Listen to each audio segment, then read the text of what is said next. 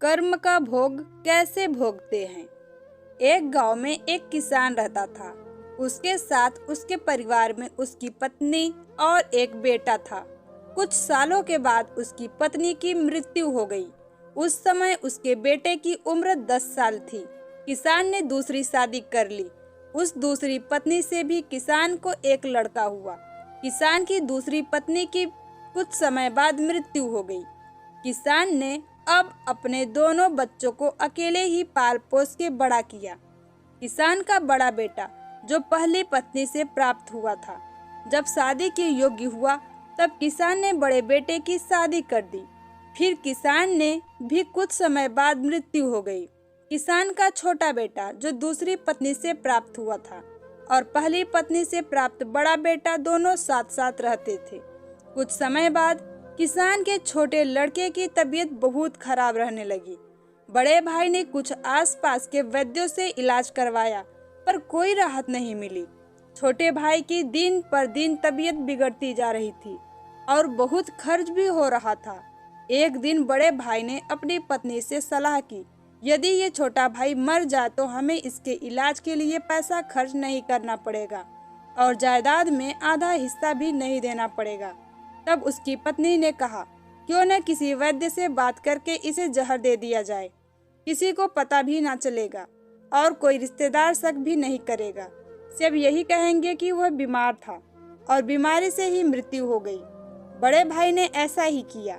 एक वैद्य से बात की कि आप अपनी फीस बताओ। ऐसा करना मेरे छोटे बीमार भाई को दवा के बहाने से जहर देना है। वैद्य ने बात मान ली और लड़के को जहर दे दिया और लड़के की मृत्यु हो गई। उसके भाई भाभी ने खुशी मनाई कि रास्ते का कांटा निकल गया। अब सारी संपत्ति अपनी हो गई। उसका अंतिम संस्कार कर दिया। कुछ महीनों के पश्चात उस किसान के बड़े लड़के की पत्नी को लड़का हुआ। पति पत्नी ने खूब खुशी मनाई। बड़े ही लाड प्यार से लड़के की परवरिश की। कुछ ही गिने वर्षों में लड़का जवान हो गया। उन्होंने अपने लड़के की भी शादी कर दी। शादी के कुछ समय बाद अचानक लड़का बीमार रहने लगा। माँ बाप ने उसके इलाज के लिए बहुत वैद्यों से इलाज करवाया।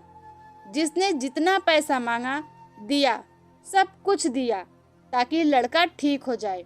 अपने लड़के के इलाज में अपनी आधी संपत्ति तक बेच दी, पर लड़का बीमारी के कारण मरने की कगार पर आ गया। शरीर इतना ज्यादा कमजोर हो गया कि अस्थि पिंजर ही शेष रह गया। एक दिन लड़के को चारपाई पर लेटा रखा था और उसके पिता साथ में बैठे अपने पुत्र की ये दयनीय हालत देखकर दुखी होकर उसकी ओर देख रहे थे। तभी लड़का अपने पिता से बोला कि भाई, अपना सब हिसाब हो गया, बस अब कफन और लकड़ी का हिसाब बाकी है, उसकी तैयारी कर लो। ये सुनकर उसके पिता ने सोचा कि लड़के का दिमाग भी काम नहीं कर रहा है बीमारी के कारण, और बोला, बेटा मैं तेरा बाप हूँ, भाई नहीं। तब लड़का बोला, मैं आपका वही भाई हूँ जो आपने जहर खिलाकर मरवाया था।